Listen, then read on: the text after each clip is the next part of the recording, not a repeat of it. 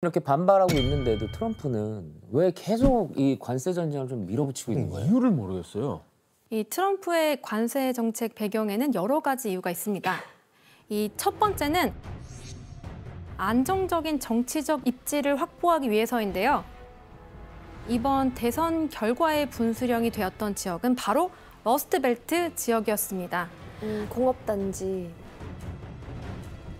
이 러스트벨트는 미국 북동부와 중서부의 중공업 도시 밀집 지역을 말하는데요. 이곳은 산업화의 상징인 철강과 자동차 생산지였고 이 중산층 노동자도 많고 공장도 빽빽했어요. 하지만 1980년대 이후 급격히 쇠퇴하게 되었습니다. 근데 이 지역이 어려워진 이유는 뭐예요? 그 이유는 미국 기업들이 임금이 더 싼 중국이나 멕시코로 공장을 옮겨버렸기 때문인데요. 그렇죠, 인건비 때문에. 이러다 보니 러스트벨트의 공장들이 줄줄이 문을 닫았고 이 말 그대로 녹슨 공장지대가 된 겁니다. 그러니까 공장들이 해외로 빠져나가면서 제조업 중심지가 쇠퇴를 하게 된 거네요. 네, 정확하신데요. 특히 이 지역의 백인 중산층 노동자들이 일자리를 잃고 정부가 자신들을 외면한다고 느끼게 되었는데 이런 불만이 쌓이던 와중에 트럼프가 등장한 겁니다. 그럼 트럼프 전후로 어떤 변화가 있었는지 확인해 볼까요? 뭘 변화시켰을까? 2008년 대선 당시 민주당을 지지했던 거와는 달리 대선 때는 저랬는데 2016년에는 완전히 공화당으로 돌아선 게 느껴지시죠? 와, 완전 공화당으로. 와, 공화당 텃밭이 돼버렸네. 뭐 지지는 이렇게 변했다는 걸 알겠는데 왜요? 왜 변했어요, 지지가? 사실 수많은 노동자가 거주하던 러스트벨트 지역은 과거엔 친노동자 정당이라고 불리우는 민주당의 강력한 텃밭이었습니다. 그런데 2016년 트럼프가 이곳 러스트벨트를 집중 공략한 거예요. 트럼프는 그들에게 다시 제조업을 되살려 일자리를 만들어주겠다는 약속을 했습니다. Many Pennsylvania towns once thriving and humming are now in a state of total disrepair. This is not some natural disaster. It's a political and politician-made disaster. We will stand up to trade cheating. Cheaters, that's what they are, cheaters. We will stand up to trade cheating. Anywhere and everywhere it threatens the American job. And I promise you, if I become president, we are going to be working again. We are going to have great jobs again. You're going to be so happy. 이 약속이 바로 2016년 대선에서 트럼프를 당선시킨 원동력이었습니다. 이후 트럼프는 이 일을 실현하기 위해 관세 인상 카드를 꺼내 들었는데요. 이 값싼 외국 물건이 들어오지 못하게 벽을 세우면 다시 미국 안에서 공장이 돌아가고 이 러스트벨트 사람들이 일할 수 있게 된다는 논리였습니다. 와. 특히 중국이 멕시코나 캐나다 등 제3국을 경유해 우회 수출하는 경우까지 차단하는 조치를 한 이유가 바로 이곳과 직결돼 있습니다. 와. 결국엔 정치적인 거야? 맞습니다. 오. 또 미국은 2026년 중간 선거가 다가오고 있거든요. 이 트럼프가 다시 정치 전면에 나서려면 자신의 확실한 지지층을 결집시켜야 합니다. 그래서 러스트벨트 사람들에게 공장을 돌려주겠다는 메시지를 던져서 이 표신을 잡으려고 한 건데요. 그러니까 제조업 노동자들의 표심을 얻기 위해서 관세라는 카드를 꺼낸 측면도 있는 거네요. 정확하신데요. 그러니까 나라 신기하다. 경제를 살리고자가 아니라 정치적인 계산도 있었네요. 정치적 계산이 더 큰 것 같은데 내가 저런 봤을 때. 속내가 또 있었구나. 그런데 트럼프가 관세 정책을 고집하는 또 다른 이유가 있습니다. 뭐지? 바로 재정 확보를 위해서입니다. 재정 확보. 2025년 현재 미국 무역 수지 적자는 사상 최대 수준입니다. 무역 적자는 말 그대로 외국에서 물건을 너무 많이 사와서 미국 물건은 외국에 많이 안 팔리며 생기는 적자이고요. 이뿐만 아니라 재정 수지 또한 적자인 상황인데요. 재정 적자는 미국 정부가 쓰는 돈이 너무 많은 겁니다. 이 도로를 만들고 군대를 운영하고 이 복지에 들어가는 등 돈을 많이 쓰는데 그만큼 세금을 못 걷고 있다는 건데요. 이걸 합쳐서 쌍둥이 적자라고 부릅니다. 쌍둥이. 그럼 미국의 적자가 도대체 얼마나 심각한 상황입니까? 한번 표를 보면서 설명드리겠습니다. 네. 야. 2015년 약 18조 달러에서 2024년에는 36조 달러를 넘어서며 9년 만에 2배로 불어났습니다. 와, 30조 달러면 거의 그 국가 해산해야 되는 거 아니냐?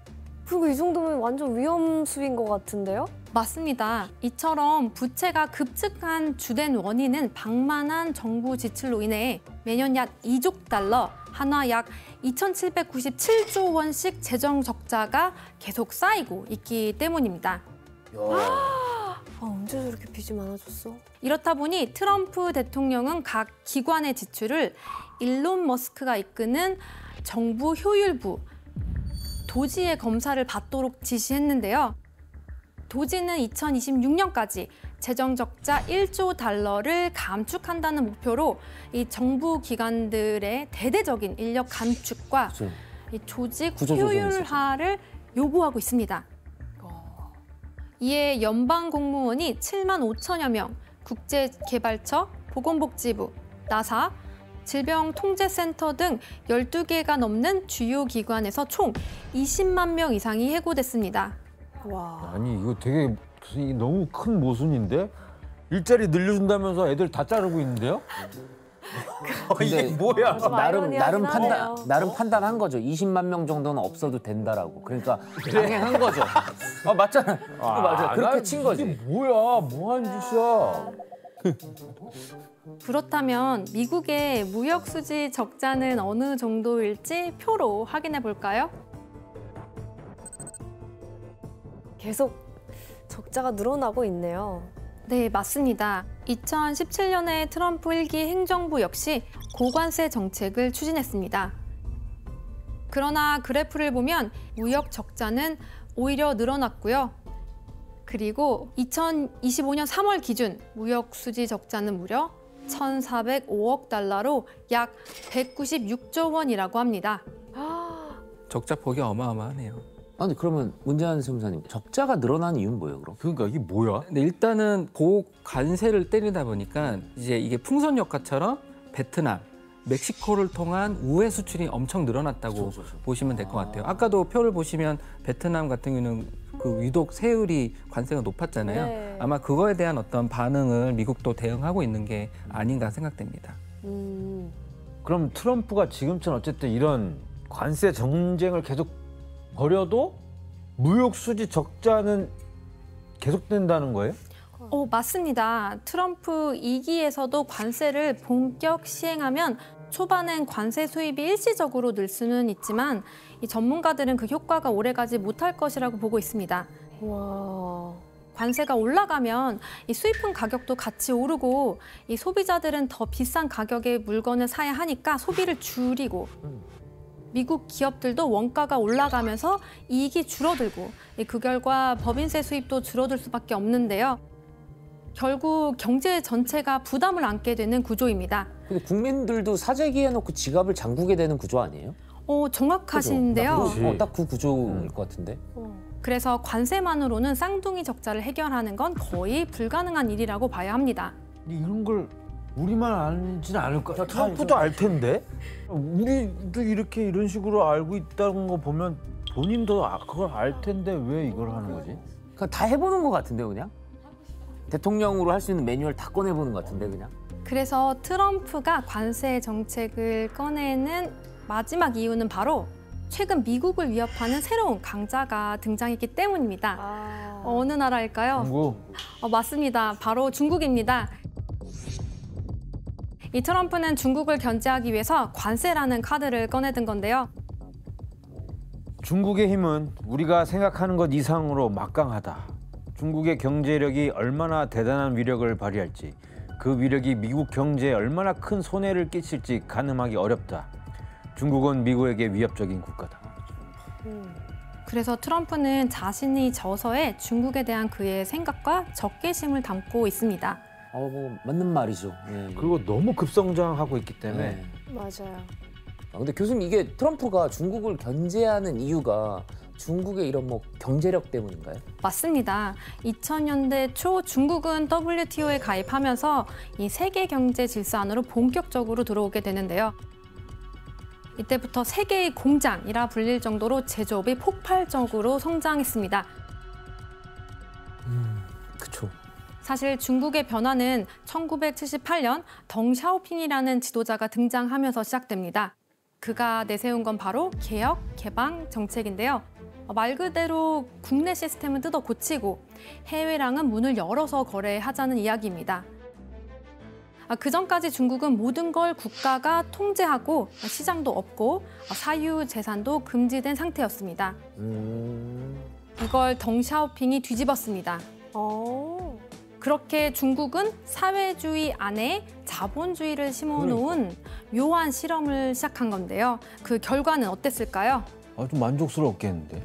맞습니다. 중국은 말 그대로 미친 듯이 성장을 했는데 하지만 미국의 상황은 달랐습니다. 중국의 거센 수출 공세 때문에 미국은 수십 년 동안 막대한 무역 적자를 기록했거든요.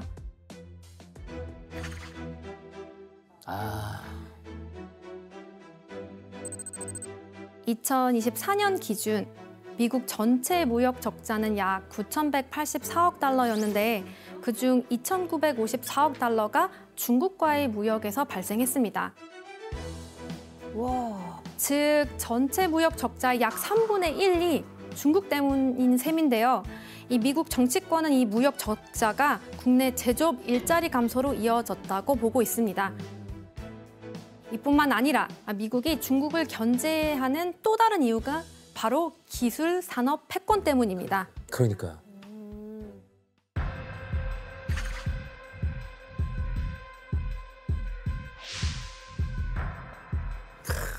와, 전자기기를 저렇게 수출을 많이 했어요? 전기기기와 기계류는 단순 소비재가 아니잖아요. 이는 반도체, 인공지능, 통신장비 등 미래 핵심 산업과 직결되는 산업 분야입니다. 미국은 중국이 양적 성장에 이어 질적 경쟁력까지 갖춘 제조 강대국으로 도약하려 한다고 보고 있습니다. 첨단 기술까지 중국이 따라잡고 있는 거네요. 맞습니다. 특히 중국은 반도체 산업 육성과 기술 자립을 국가 전략으로 삼았고 2024년엔 약 731조 원, 2025년엔 800조 원 이상의 R&D에 투자할 계획입니다. 와. 우리 엄마가 10년 전부터 중국어 공부를 했었는데 그때 할 걸 그랬나 봐요. 그러니까 어머니 현명하시네요. 그래서 다들 그러지 않았어요? 중국 엄청 맞아. 성장할 거라고 10년 전에. 이런 흐름 속에서 미국은 반도체 장비 수출을 막고 중국산 전기차, 태양광 제품엔 고율 관세를 부과했는데요. 결국 미국은 돈보다 중요한 기술과 일자리, 그리고 가장 중요한 기술 패권을 뺏기지 않기 위해 중국을 강하게 견제하고 있는 겁니다. 얼마나 불안하겠어요. 주원 씨, 이 미국이 그 중국의 기술 패권을 빼앗기지 않기 위해서 공들이는 분야가 또 따로 있습니까? 아니면? 네, 바로 인공지능 그쵸. 분야입니다. AI 분야인데 2025년 1월에 중국이 딥시크라는 AI 프로그램을 발표하면서 한국을 포함한 전 세계 앱스토어에서 다운로드 1위를 기록했고 그래서 여기에 대응하기 위해서 트럼프는 약 700조 원의 규모의 스타게이트 프로젝트를 발표합니다. 이 프로젝트는 오픈 AI를 중심으로 오라클, 소프트뱅크 같은 민간 기업들이 함께 슈퍼컴퓨터와 데이터 센터 등 대규모 AI 인프라를 구축하는 계획입니다.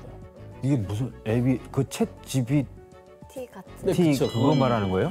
그렇죠. 그게 이제 미국에서는 AI만큼은 주도권을 절대 뺏기지 않겠다라는 강한 의지를 보여주는 겁니다. 과연 AI는 이제 왜냐면 미래 먹거리 중에 제일 큰 거니까 AI라는 게. 그쵸. 그걸 뺏겨버리면은 이제 뭐 앞으로 나올 먹거리가 솔직히 우주 말고 뭐가 있겠어. 우주 가면 되지, 일론 머스크랑.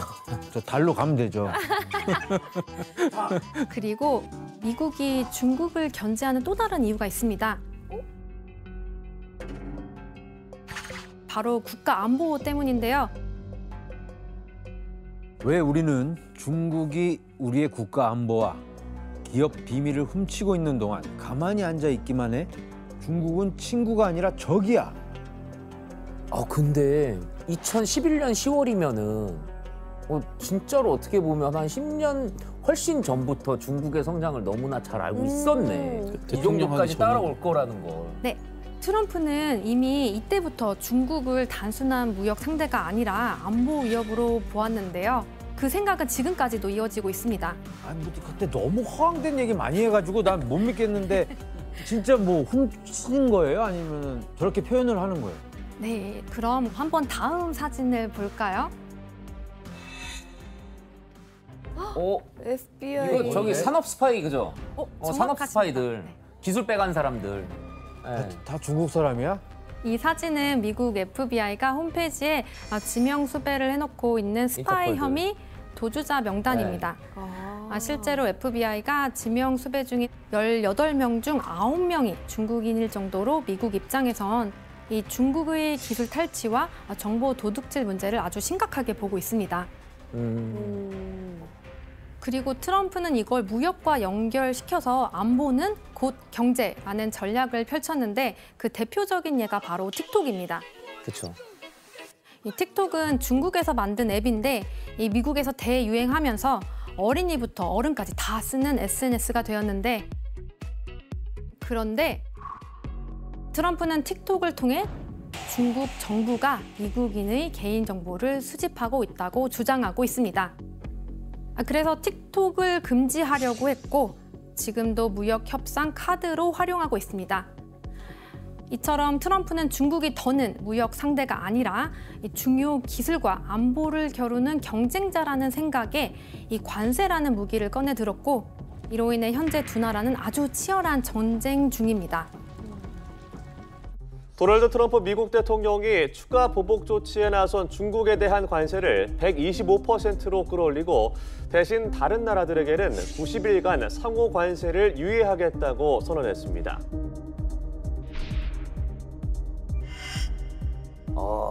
그래 맞아. 야, 우리 관세 다 빼서 준 거 같은데? 다른 나라 거 10%씩 우리 거 빼가지고. 다 빼가지고 저기 다 갖다 붙이고. 중국 너가 다 내라. 어쨌든 10%라도 관세를 받겠다는 거네요. 어쨌든. 이 관세율만 보더라도 미국과 중국 간 오랜 상호 보복성 관세 전쟁이 더욱 고조되었음을 알 수 있죠. 네, 일단 미국이 중국산 수입품의 최대 145%의 고율 관세를 부과했고요. 중국은 이제 맞불로 희토류 광물과 자석의 대미 수출을 전면 중단했고 대응 수비를 높이고 있습니다. 미국은 이제 희토류 수입의 약 75%를 의존하고 있기 때문에 이번 조치로 인해서 관세 전쟁의 파장이 어디까지 번질지 예측하기 어려운 상황이 아닌가 싶습니다. 그래요? 자기도 원하는 게 있는데도 불구하고 저런 걸 했다고? 그렇죠. 저게 중국한테는 진짜 큰 무기가 되는 거고. 시위도 하고 있고 제가 듣기로는 지금까지 트럼프의 지지율 최저를 찍었다고 하는 것 같더라고요. 트럼프 취임 전과 취임 후에 한 여론조사를 보면 알 수 있는데 표를 같이 보시죠. 1월 여론조사 때는 42%가 재정적으로 더 좋아질 것이라고 기대했는데 3월 말 실제로 그렇게 느끼는 사람은 23%로 급감했습니다. 그러니까. 완전 역전됐네. 심지어 나빠졌다가 늘었어요. 맞아요. 반면 더 나빠졌다고 응답한 비율은 28%에서 42%로 증가했습니다. 이런 상황에서 트럼프의 관세 정책은 언제까지 지속될까요? 트럼프 미국 대통령이 아이폰을 포함해서 해외에서 생산하는 모든 스마트폰에 최소 25%의 관세를 부과하겠다고 했습니다. 트럼프 미국 대통령이 수입산 철강 관세를 현재 25%에서 50%로 인상하겠다고 밝혔습니다. 이미 25% 관세도 타격을 받고 있는 한국 철강업체 수출 상황은 더욱 힘들어질 전망입니다. I just said it's time that we play the game the way I know how to play the game, you know. But again, there is no tariff if they build that plant here.